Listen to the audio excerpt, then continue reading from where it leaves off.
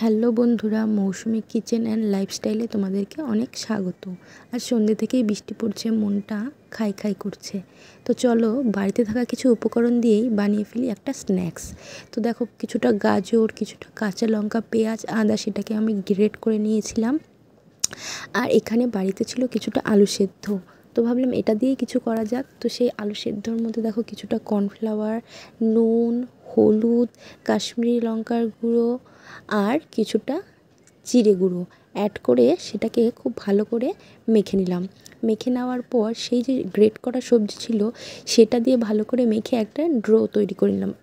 সেই ডো থেকে দেখো কাটলেটের আকারে করে নিলাম। তারপর কিছুটা কড়াইয়ে সাদা তেল গরম করে সেটাকে ডিপ ফ্রাই করে নিলাম। আর ডিপ ফ্রাই করে তুলে নেওয়ার পরে পেঁয়াজ আর সসের সাথে এনজয় করে সন্ধ্যাবেলা খেলাম। আমার তো দারুণ লেগেছিলো। তোমাদের যদি ভিডিওটা ভালো লেগে থাকে তাহলে অবশ্যই লাইক কমেন্ট করে পাশে থাকবে আর বেল আইকনটা বাজিয়ে দেবে।